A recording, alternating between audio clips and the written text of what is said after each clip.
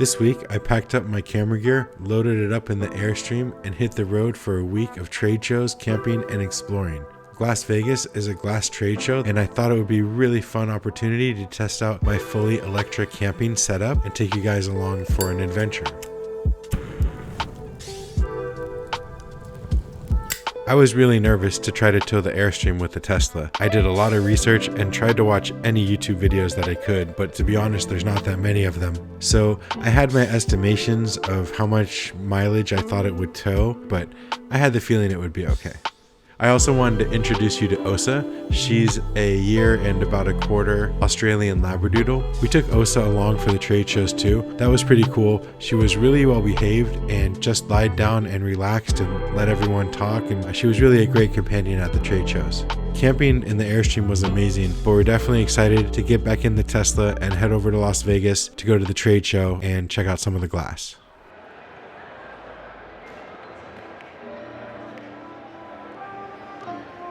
Welcome to Glass Vegas, you guys. I'm so excited to be here and to be able to share some of the most amazing glass in the country and in the world.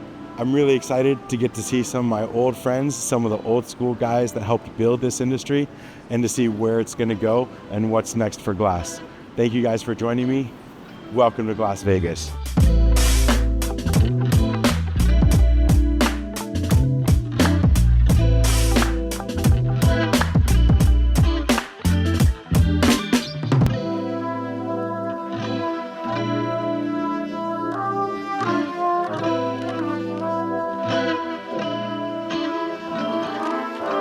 Matt, What we got? you're such an inspiration to me and so many people. This is Banjo Glass. He makes some of the most incredible pieces in the history of glass from the time of the beginning of glass. No, you know that's true. You can be humble. I appreciate but that. It is true. I appreciate that, Dustin. It's a reciprocal thing, you know? It takes the same eye to make it as it takes to enjoy it, you know? So like, anytime that fellow makers are just like, this is special and here's why. I appreciate that. What sort of personal work did you do to be able to express these concepts? Because those concepts come from being grounded, being awake, doing work, right? Like the concepts of your work, and you were able to also portray that in your work, that idea. That's a good question. You know, in my first 15 years of glass making, I didn't really have a purpose contextually or conceptually so much. I tried to make really cool stuff, design stuff that looked cool. Like right around the early teens, I was in my early 30s and just started having like, existential early midlife breakdowns and crises, and the Fukushima thing really torqued my mind, and the Gulf oil spill. I had all these babies and stuff, and I just started to really question everything. I have to take care of this family, and I don't know how the world's going, so it brought me into a place where I started just having like lots of anxiety and panic attacks, and I didn't know what was going on. It was that time in my life where, my career was established, my family life was good, and all of a sudden it was a good time for me to break down. Yeah. And so went to basically kind of looking around different like natural healers, that direction. So I started getting, just going back down the line into chakra work and energy healing and things like that, trying to get to the bottom of where my trauma was. And so with that came meditation and introspection and all of the different clearing. And I had been interested in all of the yogic stuff and all the psychedelic things, and I'd studied and read a lot, but I'd never had crisis in life that led me to have to practice. And so around then, in my early 30s, I started going in and practicing and learning about the inner things and finding the inner trauma. And so out of that came, okay, I'm going to make these meditative figures, because I was just starting to find relief through meditation and through sitting. And so every one of these pieces, it really just speaks to that. It's cool that you're on the journey for the self-work. So what I found over the years with glassblowing, teaching glassblowing, is that people would come into the shop, and especially the intro classes, their first times, they come into the shop for 4 hours and then they leave really happy. And what I came to realize was that everyone had so much trauma, and then for 4 hours, they had to focus on the glass because it was so mesmerizing, so focusing. Oh yeah. Oh, you noticed that early on. Yeah. When I first came down, I was like, you're not doing this school to just make money. I could feel the vibe of everybody there you can tell, like everybody's got, most of us in glass have trauma, let's be honest. And like, you know, having to think about the gravity, the heat, the flame chemistry, the color chemistry, the centrifugal force, that's 5 things right there that my mind's normally tripping on this or that, oh my gosh, whatever it is, but oh, this part of my mind's occupied with the gravity, this part of my mind's on the heat, and then what do you know, you're centered for that couple of hours. It's pretty amazing, man. You're a legend. Thank you. I appreciate it, Dustin. Always love to see you, brother.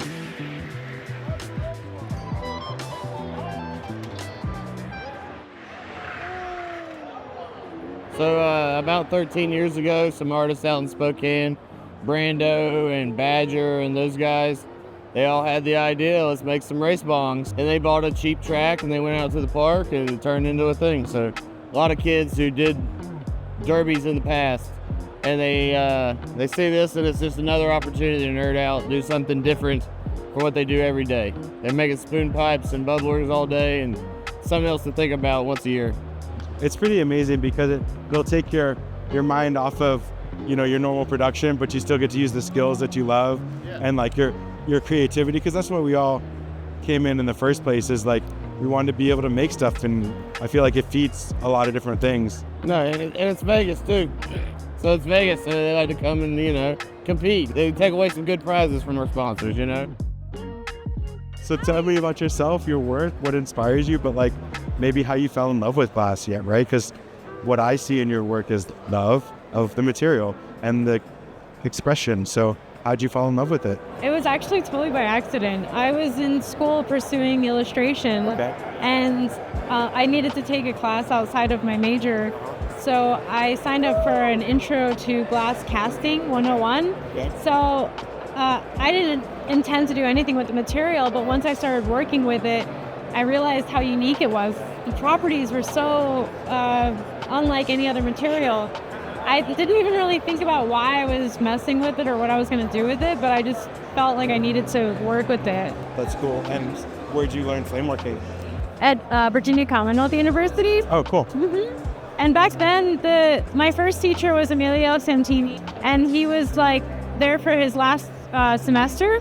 And then Christopher McElroy came in, 2-stroke, and he was my second teacher. My initial inspiration comes from reading manga as a kid and like watching anime. So like that, I was obsessed. I feel like I'm also really inspired by, you know, mythology and movement. And so I'm pulling, you know, the content from those stories into the work as well. So I guess I just want to make things that I want to see. Like when I dream about sequences or imagery, like I want to see that. I think your work is beautiful. It speaks to a lot of people. Thank you so much.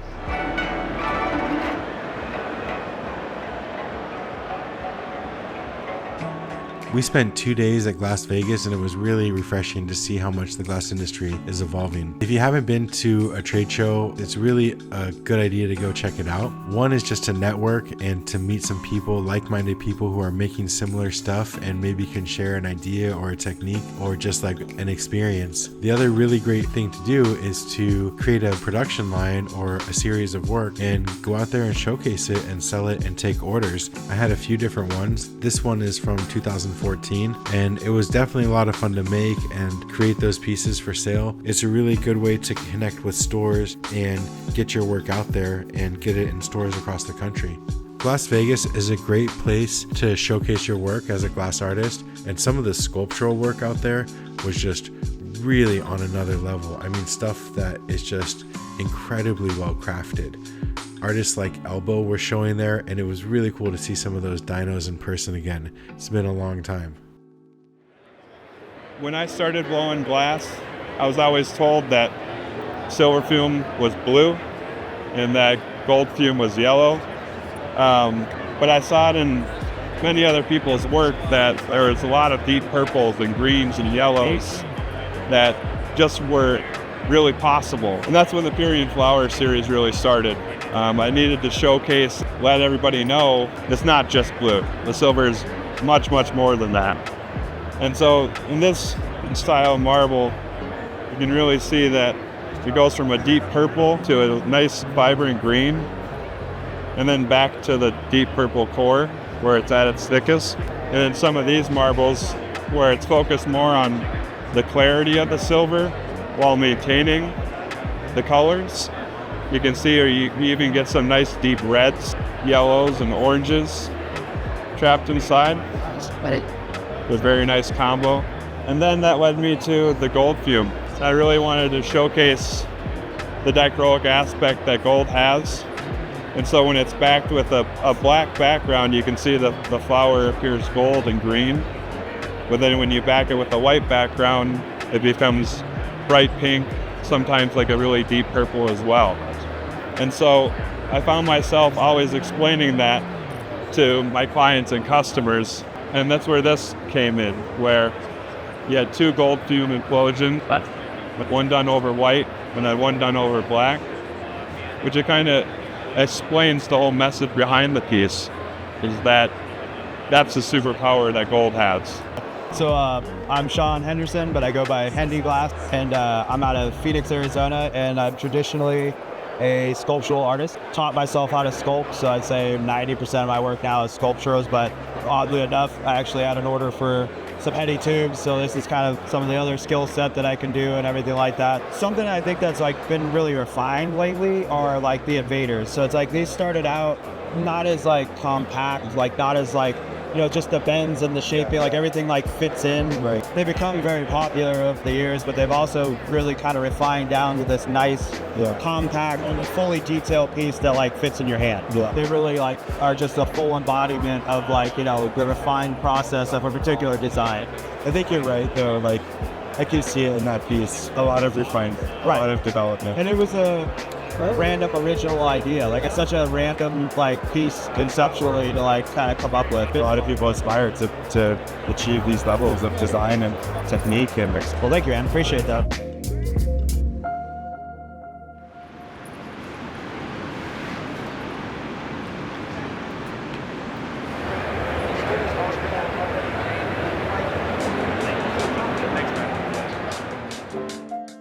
This was Matty White's booth, and he's just a legend in the industry. And he made this external recycler piece with his son and a few other glassblowers.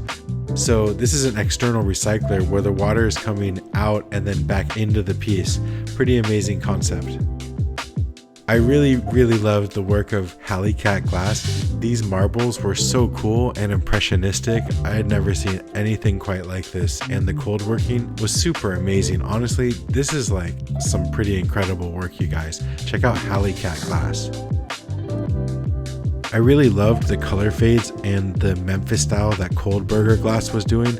It's so refreshing to see these bright colors and 80s style patterns like Saved by the Bell. One of the great things about Glass Vegas is that you get to meet with some of the tool manufacturers as well. It was great to see my friend Paul here, who just keeps on innovating, and he has a manifold with a bigger footprint. He's also got a new mount for the lathe to hold your torches. He collabed with Ryan Fitt on this one, and also this new burner, which is pretty incredible. You guys should definitely check it out. Tagli Tool always has really great tools as well. They also have a really cool fastening tool, marble molds, paddles. I really like the quality and the balance of these tools. JFK Glass was there with his new product, Heady Savers. It's going to create some cushion if you drop your piece, which, you know, is inevitable to happen one of these days. After a couple of days of hanging out in Las Vegas, seeing some old friends and some of the craziest glasswork out there, it was time to get back in the Tesla and the Airstream and head on to Tucson.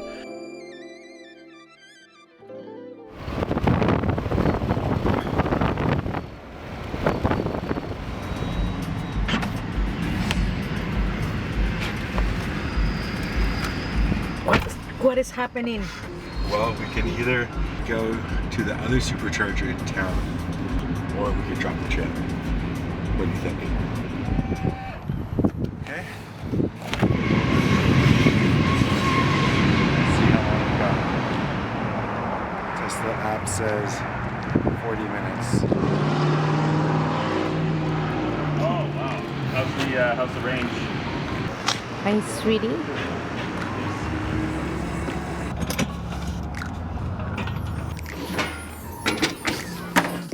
All right, you guys, we're going to get back on the road, and we'd love for you to join us at Tucson. That's going to be our next video. I've been a few times before. The gems are just incredible. Make sure you're subscribed and you like the channel. Make sure you give it a thumbs up, and we'll see you soon. We'll see you soon with another video for what happened in Tucson.